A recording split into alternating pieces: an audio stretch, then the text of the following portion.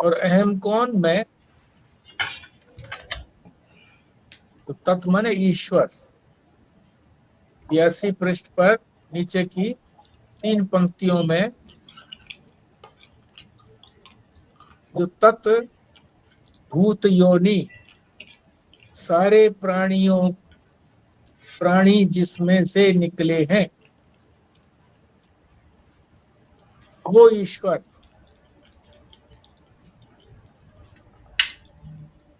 वही अक्षर ब्रह्म ही है। अक्षर ब्रह्म से ही सब कुछ उत्पन्न हुआ है। सारी सृष्टि उसी से उत्पन्न हुई।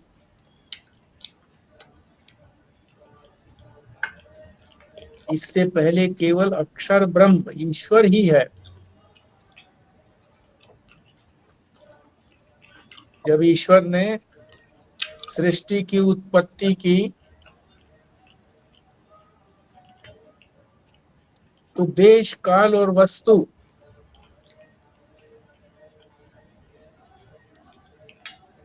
ये भी काल का विभाजन किया।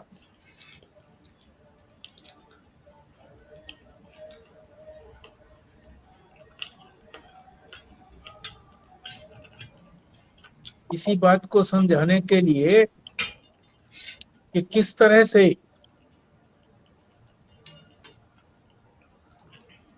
ये जो अक्षर ब्रह्म रखा गया है, ये भी सामान्य शब्द नहीं है।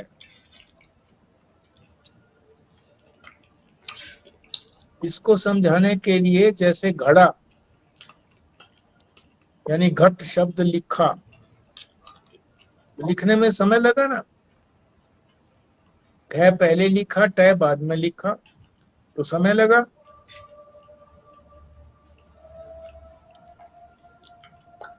और उस शब्द ने, घट शब्द ने थोड़ा स्थान भी लिया, जगह भी तो घेरी।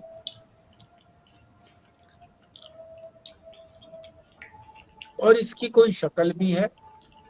उसी शक्ल को तो देख करके हम घट बोलते हैं कि हाँ घट लिखा गया। कोई आकार है, उससे लिखा, उससे पता लगा कि ये घट है।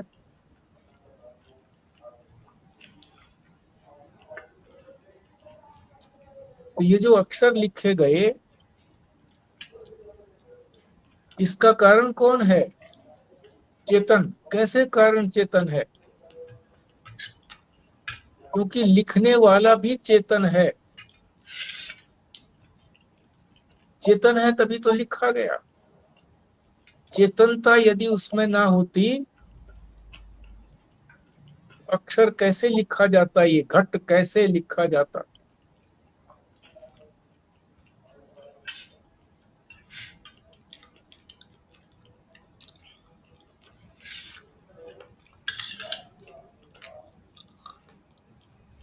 ये जो भूत योनि है, सारे प्राणियों की जो कारण है, जिससे जो चीज निकलती है और उसी में लीन होती है, उसी को कारण कहते हैं। जैसे मिट्टी से घड़ा बना,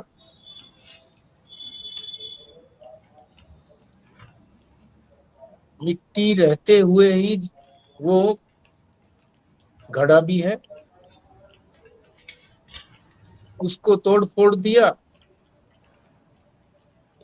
तो मिट्टी ही है। तीनों अवस्थाओं में मिट्टी ही है।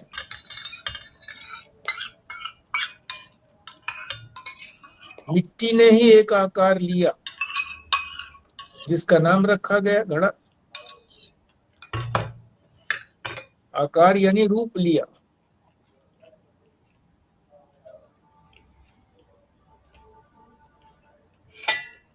और जितने भी रूप हैं सारे, जो भी मिट्टी से बने हैं, घड़ा सुराही इत्यादि जितने भी बर्तन बने मिट्टी से, वो सारे मिट्टी के रहने पर ही रहते हैं।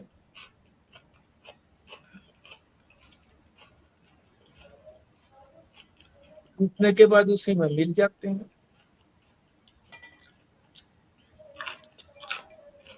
इसी तरीके से जो सारी सृष्टि का कारण है,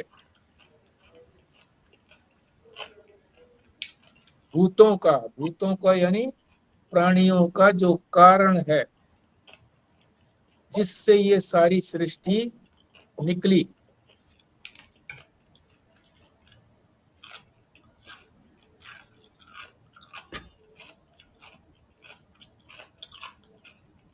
उसको कौन देख पाता है?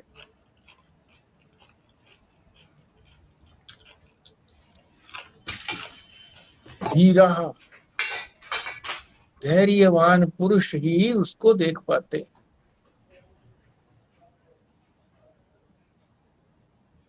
धैर्यवान किसको कहेंगे?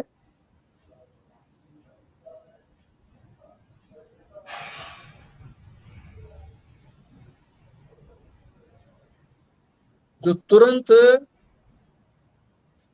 निर्णय नहीं देता, सोच समझ करके, विवेक करके, किसी मान्यता को तुरंत नहीं अपनाता,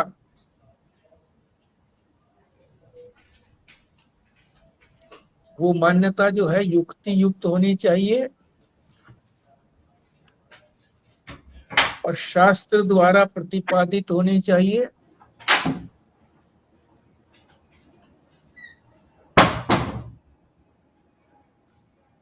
तभी तो उसकी वास्तविकता का पता लगेगा कि ये वास्तव में जो विवेक किया है, निर्णय किया है, दो वस्तुएं जो आपस में मिली जुली थी, उनमें से जो वास्तविक वस्तु थी उसको निकाला गया है। ये दो वस्तुएं बराबर नहीं थी। जो हम व्यवहार में देखते हैं तो दोनों चीजें व्यवहारिक होती हैं। दाल में यानी कोकड़ू मिल गए, एक ही धरातल वाले हैं दोनों। यहाँ एक ही धरातल वाले नहीं है, एक है वास्तविक और एक है अवास्तविक। वो आपस में मिल गए हैं।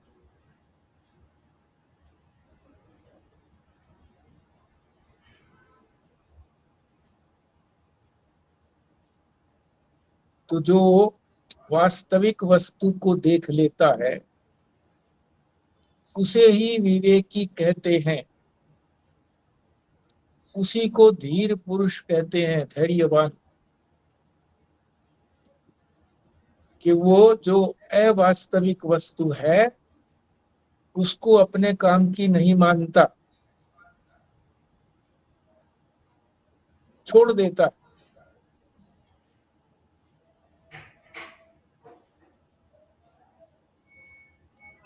धीर पुरुष को ही अधिकारी कहते हैं। अधिकारी का मतलब योग्य। धीर पुरुष, धीरता ये एक योग्यता है। जिस पुरुष में ये योग्यता है वही परमात्मा के दर्शन कर सकता है, दर्शनाधिकारी है। सभी नहीं कर सकते। पहले विवेकी होना पड़ेगा। वास्तविक वस्तु और अवास्तविक वस्तु को छांट करके वास्तविक को अपनाएगा और अवास्तविक को छोड़ देगा।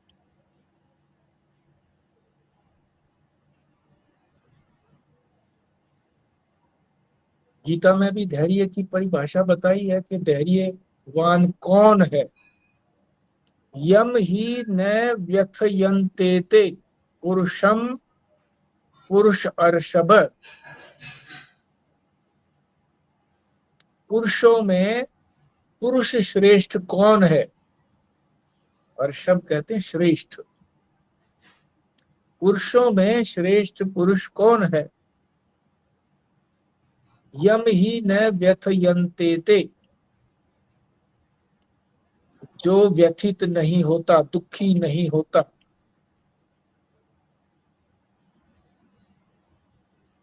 कब दुखी नहीं होता?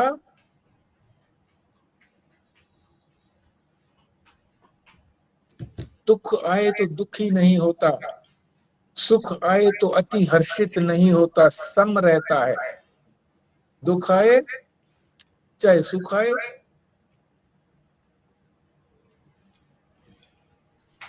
दोनों में समान रहता है।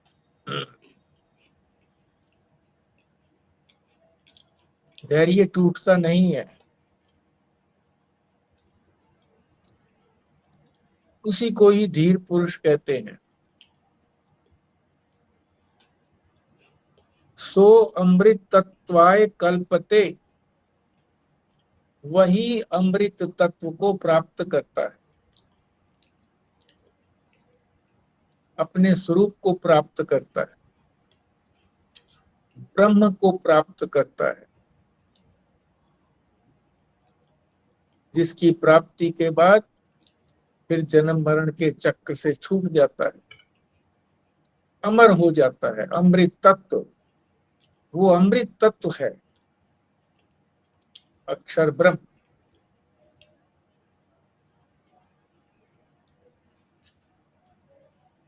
और भी लक्षण बताते हैं धीर पुरुष के। विकार हेतु सती विक्रियन्ते, येषाम न चेतांसी त एव धीरः।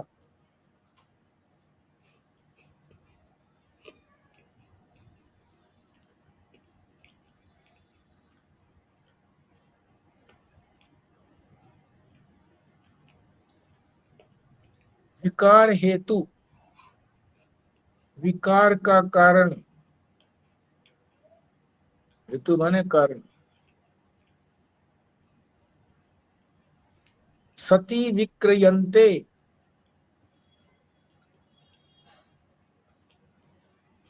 वर्तमान अवस्था में वो विकृत नहीं होता। जो भी जिस प्रकार की भी परिस्थिति वर्तमान में आती है तो वो विकारी नहीं होता। ये शाम न चेतांसी त एव धीरा।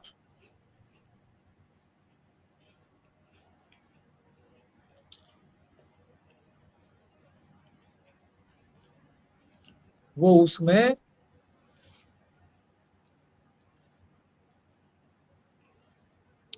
स्थिर रहता है, बदलता नहीं है। चेतन कभी बदलता नहीं है, उसी को धीर कहा है। जैसे विभिन्न परिस्थितियां बता रहे हैं स्वामी अखंडानंद जी सरस्वती, कि उन विभिन्न परिस्थितियों के अंदर उसके मन में कोई विकार नहीं आता। जैसे सुंदर स्त्री या पुरुष, स्त्री के लिए सुंदर पुरुष, पुरुष के लिए सुंदर स्त्री यदि सामने है तो चित्त में काम का उदय नहीं होता, भोगने का उदय नहीं होता। सामने नहीं है और फिर चित्त में विकार नहीं आता, ये सरल है। महात्माओं के लिए इसीलिए ये सरलता है।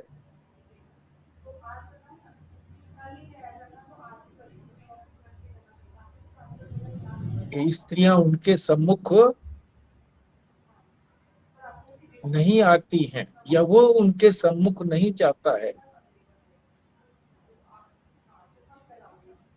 और जो नित्य प्रति स्त्री या पुरुष के समक्ष रहता है और वो काम के अधीन नहीं होता, बहुत बड़ा पुरुषार्थ है, बहुत धैर्य है उसमें। इसी तरह से सामने शत्रु है, शत्रु सामने देखते ही मन में क्रोध आता है, चाहे उस क्रोध को, यदि शत्रु बलशाली है तो उसको प्रयोग नहीं कर पाता, और यदि बलशाली नहीं है तो क्रोध जो है वो कार्य रूप में परिणित हो जाता है। सामने होते हुए भी, शत्रु के देखते हुए भी कार्य रूप में परिणित की तो बात छोड़िए, क्रोध मन में भी नहीं आता। वही धीर है। इसी तरह से धन सम्मुख है, सामने धन पड़ा है और उसको उठाने का मन नहीं होता।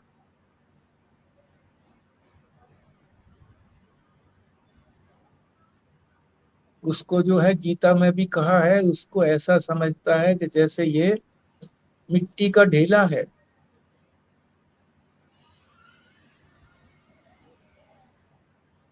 एक कथा है इसी तरह से,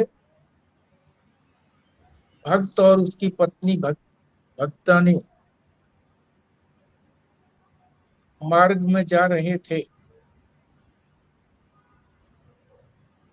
भक्त आगे आगे, उसकी पत्नी पीछे पीछे। आगे देखा कि एक अशर्फी पड़ी हुई है। भक्त तो जानता था और उसके मन में लोभ नहीं आया, पर उसने एक काम किया कि उसके ऊपर मिट्टी डाल दी।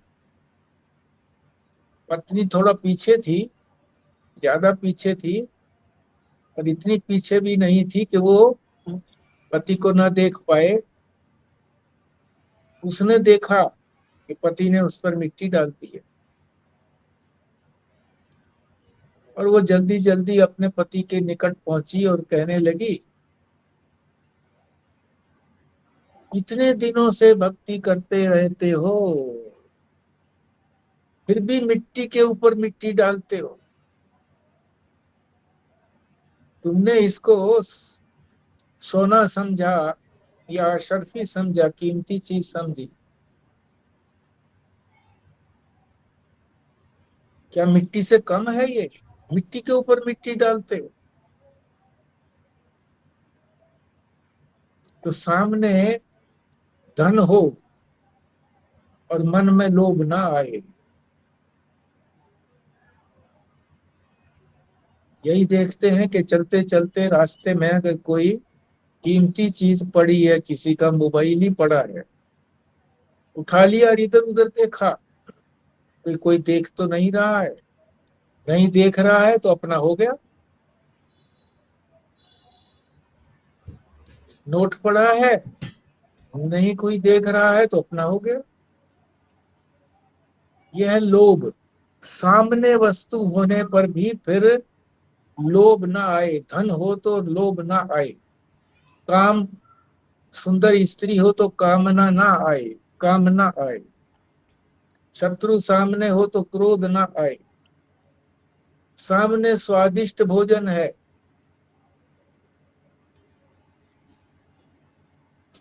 जी मचले नहीं। ऐसा नहीं है कि उसको पता नहीं लगता कि भी स्वादिष्ट भोजन है। ऐसा नहीं है कि उसके मन में लार नहीं आएगी। ये तो स्वतः प्रक्रिया है कि भूख लगी हुई हो और सामने वस्तु जो है वो मनपसंद भी हो और लार ना आए मुंह के अंदर, आएगी, पर उसका मन नहीं मचलाएगा कि मैं इसका भोग करूं।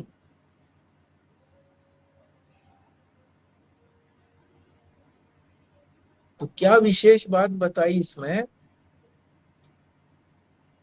विकार पैदा करने का जो कारण है, हेतु है, जिससे विकार उत्पन्न होता है,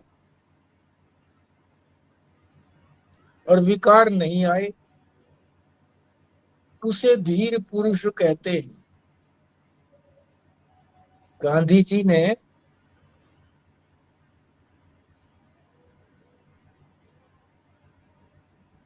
बड़े इस प्रकार के अनुभव किए हैं अपने ऊपर कि मेरे में कितना विकार आता है अपने आप को देखने के लिए। अपने दोनों तरफ युवा लड़कियों को सुला लिया,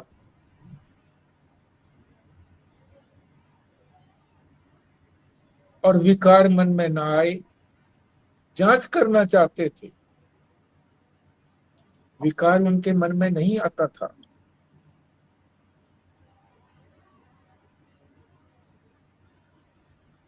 अपने अपने में नहीं, वो ये देखते थे कि मेरी उपस्थिति से जो अगल बगल लड़कियां हैं उनके मन में कोई विकार तो नहीं आता, उनकी कोई भाव भंगिमा ऐसी तो नहीं बनती जिससे ये प्रकट हो कि वो विकार आया। उनमें विकार आया, उसको भी वो अपना ही मानते थे कि अगर उनके मन में कोई विकार आया तो इसका मतलब है मेरे में ही कमी है, मैंने ही अभी अपने काम को विजय नहीं किया है।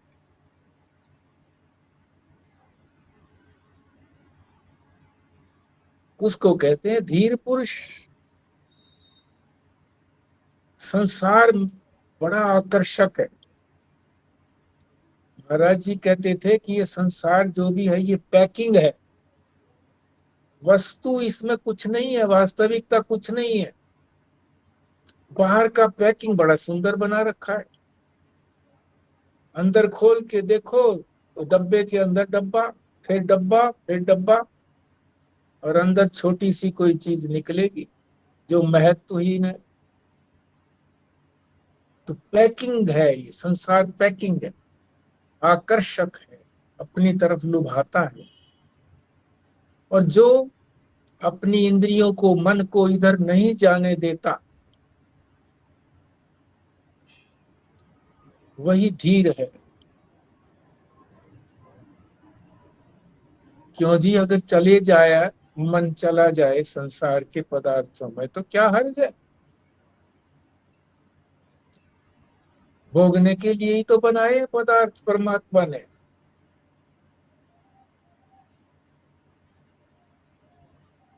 तो कहते हैं नहीं,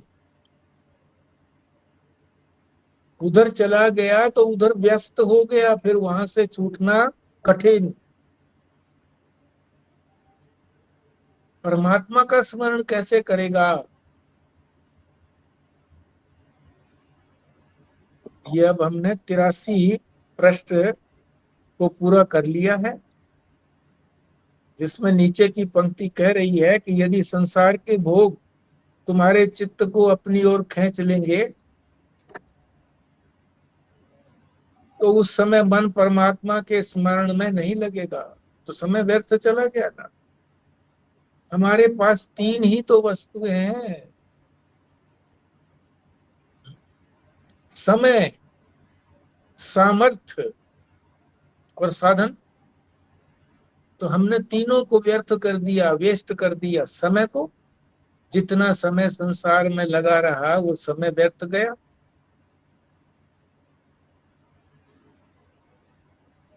शक्ति तो लगती ही है संसार की ओर, संसार को भोगने में शक्ति का व्यय तो होता ही है, तो शक्ति भी उधर लगी। तो जो शक्ति परमात्मा ने दी थी अपने स्वरूप को जानने के लिए, परमात्मा को जानने के लिए, वो शक्ति भी व्यक्त की। और साधन, जिन साधनों से हमने परमात्मा की प्राप्ति करनी थी, कौन से साधन हमको दिए हुए? इंद्रियां, अंतःकरण, ये साधन ही तो है। इंद्रियों को परमात्मा की तरफ लगाना है, बहिर्मुख नहीं करना है।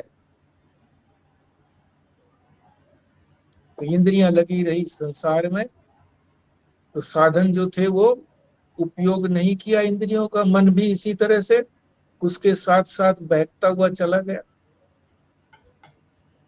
बुद्धि ने भी फिर उसको अच्छा समझा और उसी को प्राप्त करने का निश्चय किया कि बाहर वाली चीज को ही प्राप्त करो।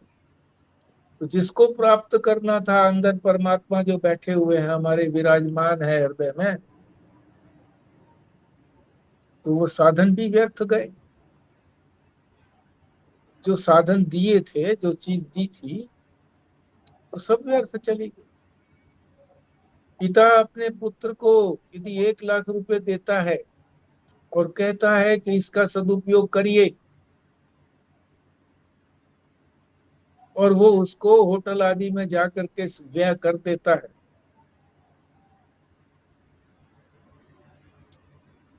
आगे लेने का अधिकारी ना नहीं है पिता से, और पिता देगा भी नहीं।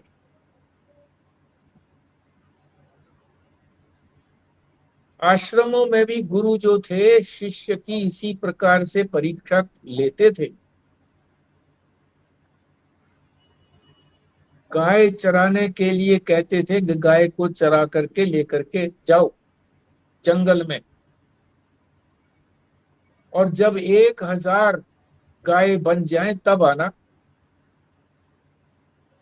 लो जी, यानी जो साधन दिया था उसकी वृद्धि की ना, जो वस्तु दी थी उसकी वृद्धि की। पिता 1 लाख रुपया देता है और उसने, पुत्र ने यदि 10 लाख रुपया नहीं बनाया, तो इसका मतलब वो योग्य नहीं है, धन कमाने के योग्य नहीं है। गुरु जो है यही यही समझता था कि यदि कोई 1000 गाय लेकर के वापस नहीं आया, तो वो फिर इस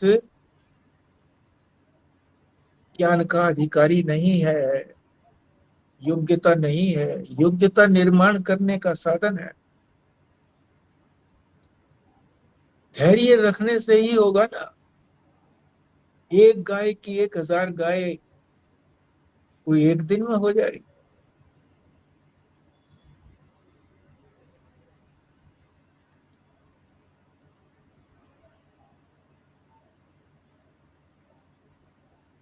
भोगों में यदि चले गए तो भोगों को, ये पृष्ठ 84 पर चल रहे हैं हम, ऊपर ही चल रहे हैं, अच्छे लगेंगे तो उनको इकट्ठा करेंगे।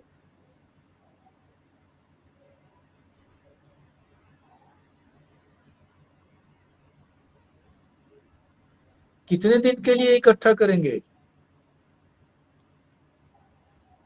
10 वर्ष के लिए, मान लीजिए 10 वर्ष के लिए इकट्ठा कर रहे। 10 वर्ष जीवन रहना है, नहीं रहना है, किसके लिए संग्रह करते, क्या काम आएगा?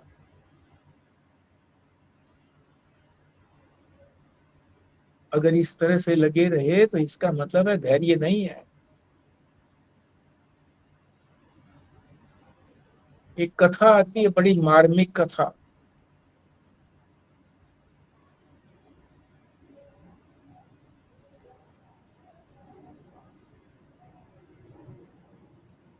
काशी के बड़े बड़े विद्वान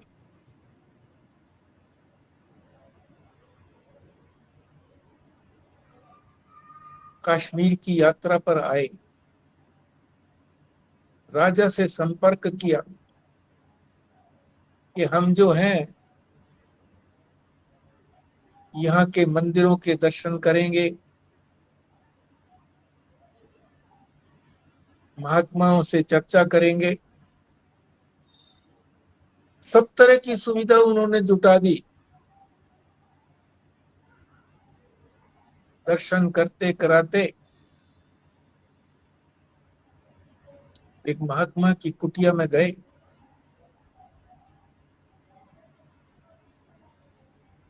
शास्त्र की चर्चा की। शास्त्रार्थ को हम लोग ये समझते हैं वाद विवाद, नहीं, शास्त्र की चर्चा, कि दोनों पक्ष उसी शास्त्र को मानते हों, और चर्चा में जिसका पक्ष ठीक लगे उसको दूसरा मानने को तैयार हो, तभी तो शास्त्र का अर्थ निकलेगा, तर्क से, युक्ति से।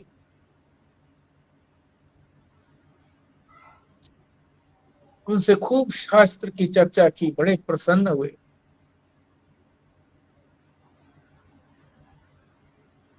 और जब वापस जाने का समय आया तो राजा के पास पहुंचे। राजा ने पूछा कि तुमने ठीक से दर्शन किए सब जगह? बोले जी हाँ, सब बहुत अच्छा रहा, ठीक रहा, पर एक कमी रही, और वो कमी, अब आपका राज्य जो है वो अधिक दिन नहीं रहेगा। ओह, राजा बड़ा चिंतित हुआ, कैसे नहीं रहेगा? बोले आपके राज्य में इतने बड़े बड़े विद्वान, फला विद्वान को हमने उनसे चर्चा की, बहुत भट्ट है, विद्वान है, पर एक टूटी फूटी झोपड़ी में रह रहे हैं। इसलिए आपका ये राज्य अधिक दिन नहीं चलेगा, क्योंकि विद्वानों की कदर नहीं है आपके यहाँ। चले गए विद्वान, तो चले गए काशी के पंडित। राजा ने अपने प्रधानमंत्री को भेजा कि उनकी सारी सुख सुविधाएं जुटाइए।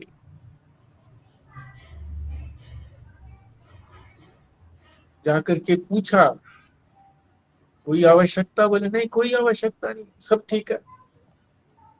फिर भी राजा ने कहा है? बोले नहीं, कुछ नहीं चाहिए। मंत्री ने जाकर के बात बताई कि उनको तो कुछ नहीं चाहिए, मगर राजा को तो चिंता थी कि मेरा राज्य नहीं रहेगा। राजा स्वयं आया और प्रार्थना की कि कुछ न कुछ तो ले लो, नहीं लोगे तो मेरा राज्य चला जाएगा। काशी के विद्वान पंडित आए थे, उन्होंने ऐसी भविष्यवाणी की है।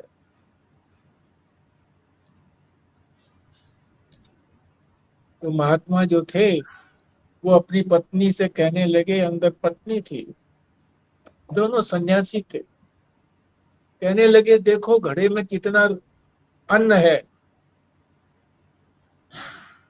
बोली आधा घड़ा है।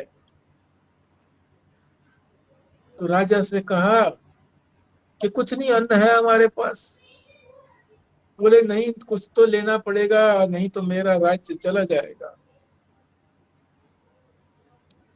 तो महात्मा ने अपनी पत्नी से कहा,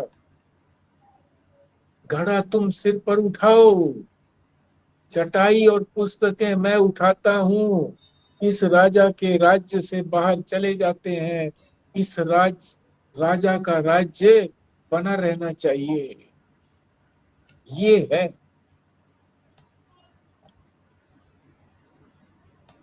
उपार्जन की बात, कि संसार के उपार्जन में हम लोग कितने लगे हुए हैं। और एक महात्मा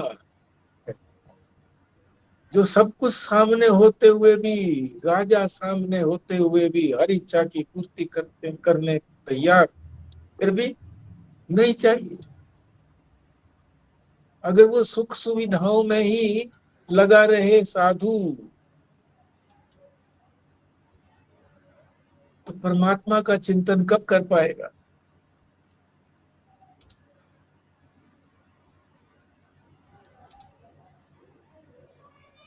ऐसा धैर्य चाहिए।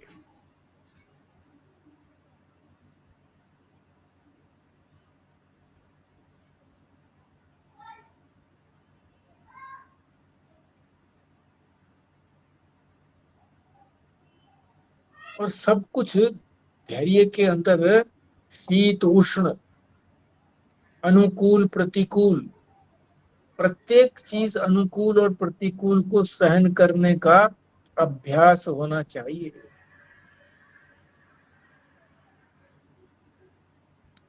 जो लोग सर्दी में रहते हैं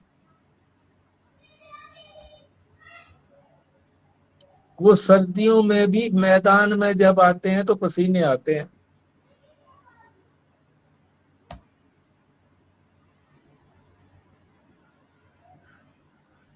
क्यों? अभ्यास नहीं है।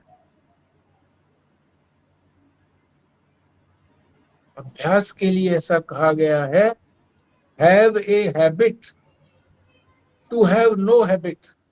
बड़े भाई कहा करते थे हमारे लिए, ऐसी आदत डालो कि कोई भी आदत ना पड़े। चाय पिए बिना लेटरिन नहीं आती थी, रात को दूध पिए बिना नींद नहीं आती थी,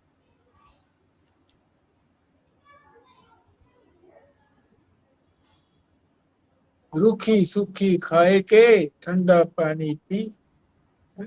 और आगे भी पंक्ति है,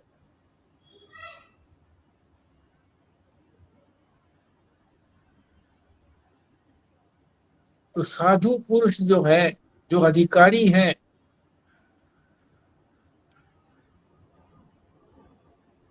वो परमात्मा की प्राप्ति के लिए सब कुछ सहन करते हैं, मृत्यु तक सहन करते हैं।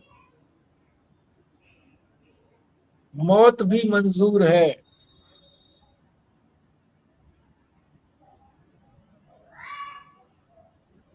मुझे मेरा प्रियतम मिल जाए।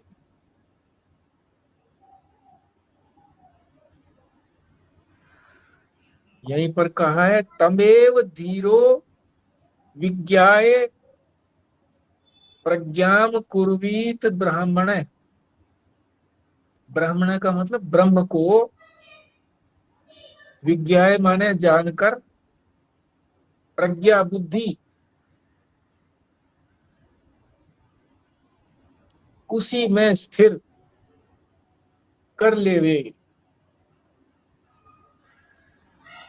खूब प्रयत्न करे ब्रह्म के स्वरूप को जानने का।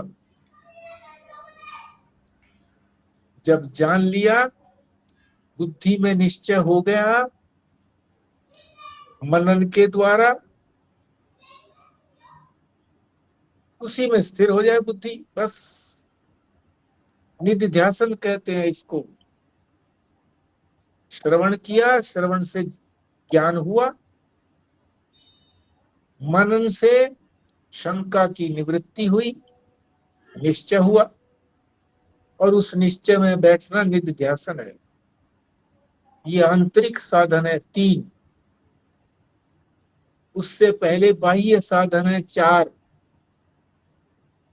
विवेक, वैराग्य, षट संपत्ति और मुमुक्षा। और इन बाह्य और आंतरिक साधनों के बीच में एक कड़ी भी है। वो क्या है? गुरु मेवाभिगच्छते, गुरु की शरण में जाए।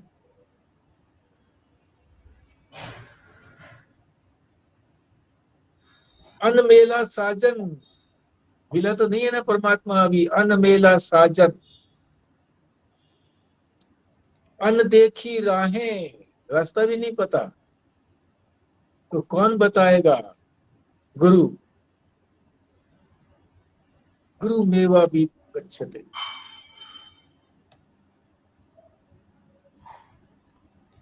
कहते हैं बहुत पढ़ाई की आवश्यकता नहीं है, इसी प्रश्न पर है अंतिम।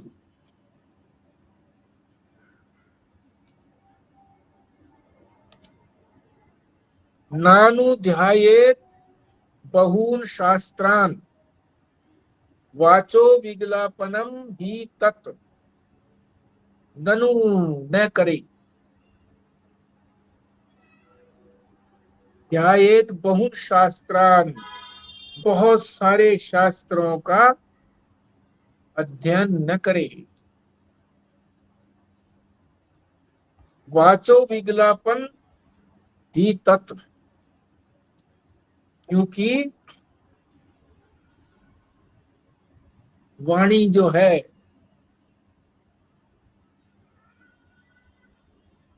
वाणी का व्यय जो है ये अपव्यय है। अपनी शक्ति का अधिक अपव्यय है। थोड़े शास्त्र संपूर्णता से तात्पर्य अर्थ समझ करके निश्चय करके उसी में बैठा रहे।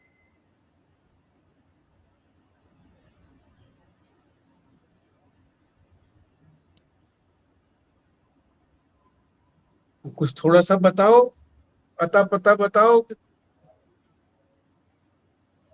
कि शास्त्रों में क्या क्या ढूंढे, किसी शास्त्र में क्या वस्तु हो, उस शास्त्र को हम उसका अध्ययन करें, व्यर्थ अपनी शक्ति न गवाएं। तो कह रहे हैं अगले पृष्ठ पर, 85 पृष्ठ पर ऊपर की पंक्ति में ही, को हम कौन हैं, कस्मिन इदम,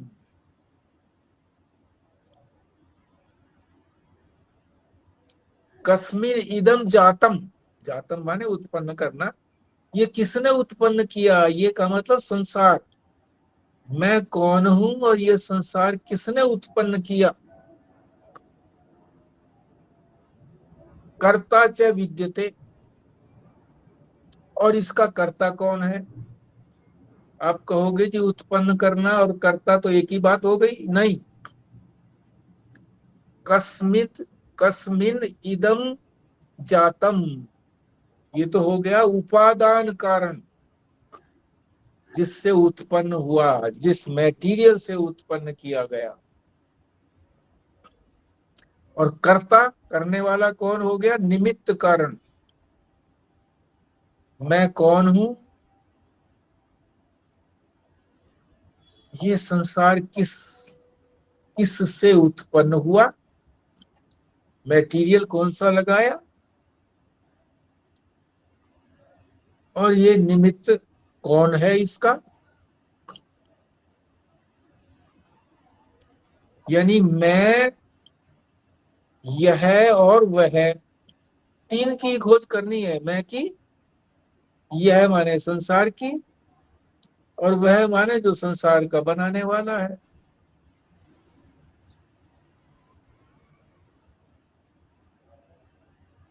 तीन का ही तो जानकारी करनी है, तीन को ही तो समझना है, और कोई बात नहीं है। तो ऐसा शास्त्र जिसमें परमात्मा का स्वरूप भी बताया गया हो, अपना स्वरूप भी बताया गया हो, त्वम का भी वर्णन हो, तत् का भी वर्णन हो। और इस संसार को छोड़ना है, इसलिए इसके मिथ्यात्व को भी जानना जरूरी है कि ये मिथ्या है, दिखता भर है, सार नहीं है। तभी तो छोड़ पाएंगे, वैराग्य तभी तो होगा।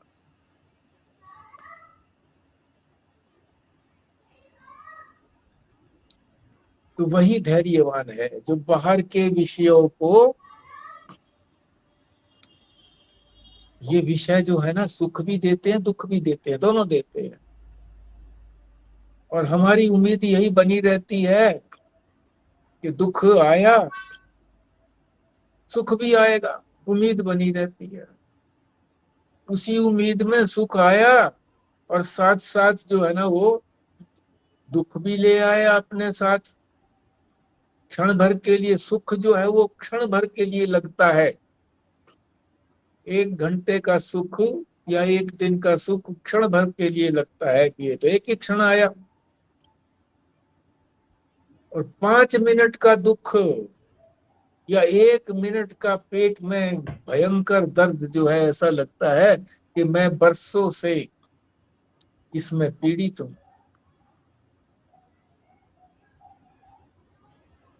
तो धैर्यवान पुरुष जो है वो वही होता है जो इस सुख दुख के हिंडोले पर नहीं चढ़ता,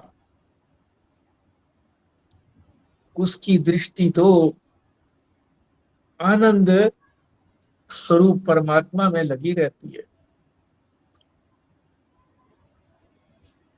वही आनंद स्वरूप जो है अक्षर है, और वो सारे भूतों की योनि है, उसी से सारे ये भूत प्राणी निकले, वही जगत का कारण है।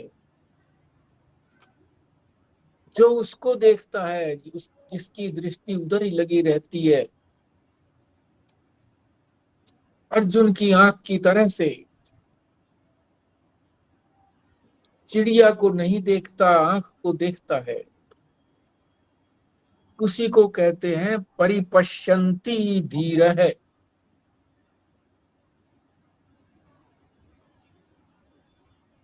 परिपश्यन्ति, अच्छी तरह से जो देखता है। कौन देखता है? जो धीर पुरुष है वही देख पाता है, वही परमात्मा का दर्शन कर पाता है। विज्ञाते परमात्मनि यत्र यत्र मनो याति तत्र तत्र समाधयः। और परमात्मा को जानने के बाद जहां जहां भी मन जाता है,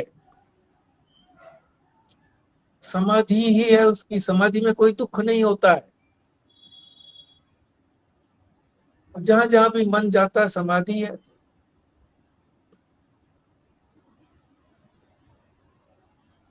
रामकृष्ण परमहंस काली माँ के इतने बड़े भक्त थे। काली माँ का जो कपड़ा पहनाया जाता था, वो कपड़ा उनको दर्शन हो जाता तो समाधि लग जाती।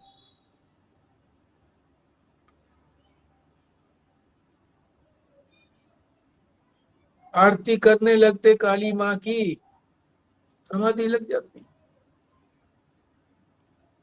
जहां जहां भी उनका मन जाता तो काली को ही देखते थे, ये काली ही है सामने, समाधि लग जाती। तो वही तो परमात्मा के दर्शन कर पाएगा।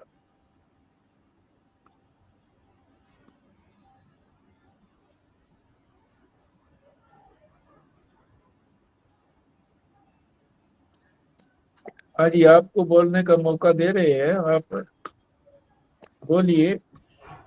हाँ जी।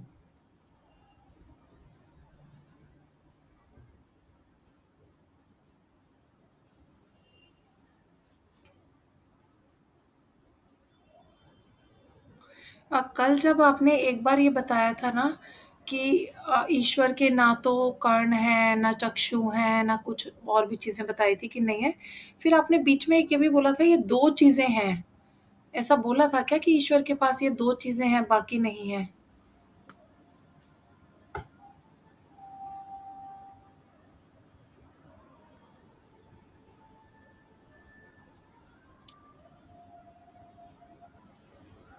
दो चीजें हैं। वो इस ढंग से कहा था कि भाई वो अपनी मृत्यु नहीं कर सकते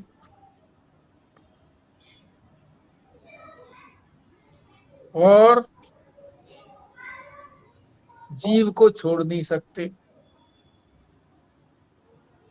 जीव चाहे कैसा ही हो, बदमाश से बदमाश हो, उसमें भी परमात्मा विराजमान है।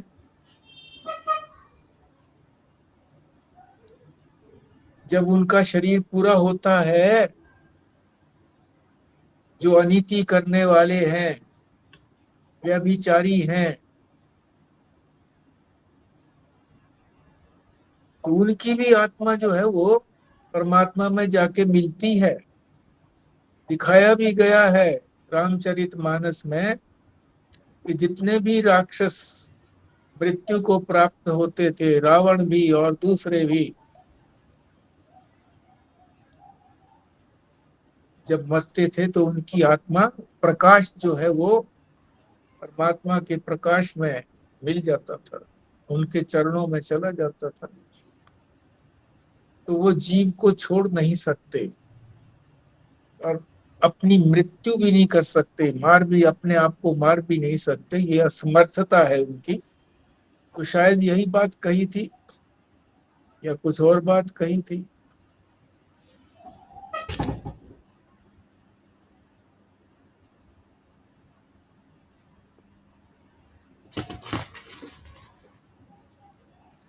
जितना भी अंतःकरण है, कर्मेंद्रियां हैं, ज्ञानेंद्रियां हैं, वो सब तो नहीं है ना उनके पास। हाँ, उनके पास नहीं है। वो उनके पास हो तो फिर जीव में और उनमें अंतर क्या हुआ? उनको इनकी आवश्यकता नहीं है, वो साक्षात साक्षी हैं, जो साक्षी हैं वो, जो साक्षात देखते हैं।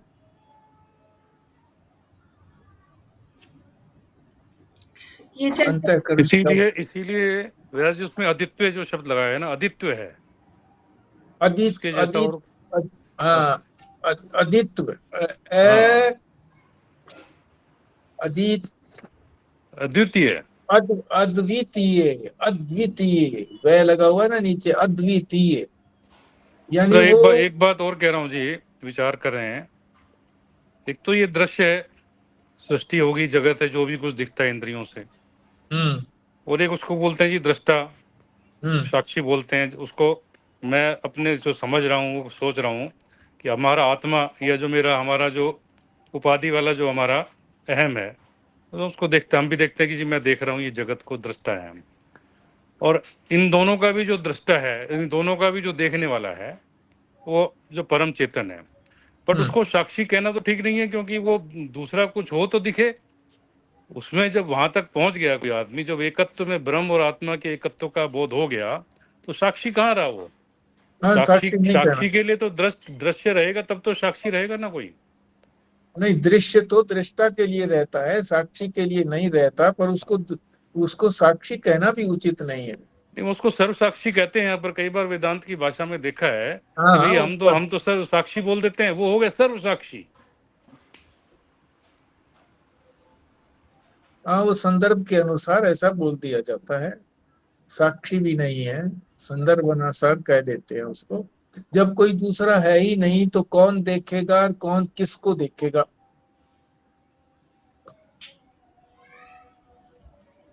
जैसे ये ज्ञान का प्रसंग चल रहा है, तो इसमें भाव का तो इतना कोई महत्व है नहीं। जो फैक्ट है, जो सच बातें हैं, उन्हीं का महत्व है। तो अब उनको समझना कभी-कभी बड़ा मुश्किल पड़ रहा है, क्योंकि जैसे यहाँ पर बताया गया है कि ईश्वर के ना तो चक्षु हैं, ना कर्ण है, ना कुछ और है, और फिर बाद में ये भी बता दिया कि पर वो चलता भी है, सुनता भी है, खाता भी है। वो बिना पैरों के चल रहा है, बिना कानों के सुन रहा है, बिना आँखों के देख रहा है। तो फिर इसको तो समझना कैसे, इसके लिए क्या युक्ति है कि हम ये समझें? मतलब वैसे समझ सकते हैं कि सर्वव्यापक है, अनंत है, वही साक्षी है, वही एक ही तत्व है, अद्वितीय है। पर इसको तो समझना मुश्किल है ना, क्योंकि ये कोई भाव की बातें नहीं है। मतलब क्या क्या युक्ति होगी जिससे पता लगे कान है नहीं पर सुन रहा है, आँख है नहीं पर देख रहा है, जीभ है नहीं पर चख रहा है सब कुछ? कैसे? हाँ, तो वो सर्व समर्थ है ना,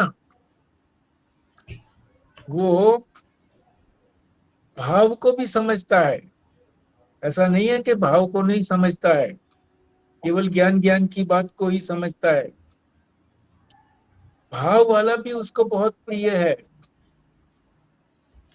नहीं, भक्ति में तो भाव का कर महत्व है। मन न होते हुए भी उसका भावों को ग्रहण करता है वो, भाव ये है ये उसमें। जब तक स्वरूप की जो जब तक समझ नहीं आएगी ना जी, ये अभी उसको आकार में समझ रही हैं कि भाई आकार रूप में है, किसी ईश्वर की कोई आकृति ऐसी बना ली, उसकी आकार में ऐसा होगा, कोई आकार होगा तो उसकी आंख कान नाक ये सब क्यों नहीं है करके। देखिए, एक निराकार अगर रूप समझो कि भाई निराकार है, तो निराकार में कोई आकार तो है नहीं। अब उसके कहाँ मुंह कहाँ नाक ये सब दिखाओगे? फिर उसमें क्या सच्चित आनंद की बात करी? सत का मतलब है से तो वस्तु हो गया कि भाई नित्य मौजूद है करके, सर्वव्यापक है। और चित चित से जो है ज्ञान स्वरूप हो गया और आनंद स्वरूप हो गया। अगर वो वाले भाव की बात अगर सोचेंगे समझेंगे, तब ये वाले सवाल खत्म हो जाएंगे कि जी उसके आंख नाक कान ये सब नहीं है, फिर कैसे करता है। ये तभी उपस्थित हो रहे हैं क्योंकि अभी माया उपाधि ईश्वर का नजर आता है करके, सब उपाधियां हटाने के बाद जो नजर आएगा फिर ये विशेषताएं भी खत्म हो जाएंगी उसमें। माया उपाधि ईश्वर भी वही है, अविद्या उपाधि जीव भी वही है, उससे अतिरिक्त तो है ही नहीं। समझता भी सब कुछ है, भावों को भी समझता है। भावों को समझ करके ही तो जब द्रौपदी ने पुकारा था तो प्रस्तुत हो गए थे कि वो अत्यंत, कृष्ण जो थे वो अत्यंत प्रिय थे उसको, तो उसके भाव को जानता था। नहीं, इसमें तो कोई डाउट नहीं है, भावों को तो सिर्फ वही समझते हैं, और तो कोई संसार का व्यक्ति भाव को समझ ही नहीं सकता। हाँ, पर बात तो ये है ना कि जब वो ये कहते हैं कि बिना कानों के सुनता है, बिना आंखों के देखता है, ये कैसे?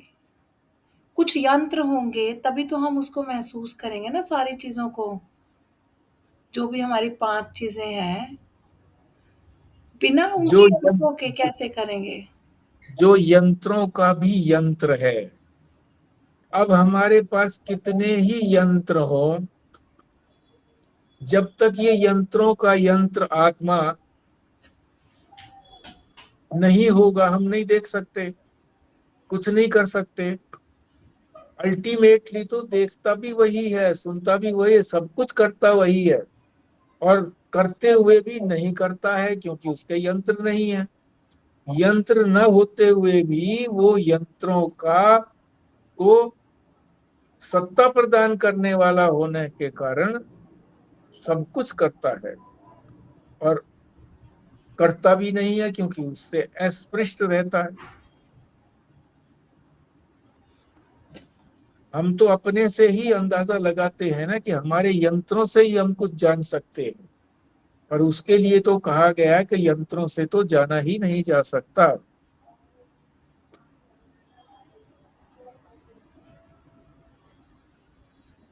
कोई आदमी ये कह दे कि मैं अंधा हूं, डॉक्टर क्या उसको प्रमाणित कर सकता है कि अंधा नहीं है? ये जीती जागती उदाहरण है एक। कृष्णा जी आज नहीं जुड़ी हुई है, तो उनके पड़ोस में ही, हमारे पड़ोस से ये समझिए, जैन रहते थे। एक जैनी रेलवे में अधिकारी थे। अब उन्होंने संन्यास लेना चाहा, जैनी भी तो संन्यास लेते हैं। अब संन्यास का समय दूर था। ये उनके द्वारा स्वयं कही हुई कथा हमारे सामने है, क्लिनिक में आकर के मेरे सामने, भाई साहब के सामने। बोला जी मैंने कह दिया मेरे को दिखता नहीं है। बोर्ड बैठाया उन्होंने, बड़ी चतुराई से उन्होंने जो भी उनकी जांच थी, प्रकाश इधर से आ रहा है, उधर से आ रहा है, वहां से आ रहा है, कुछ नहीं पता नहीं।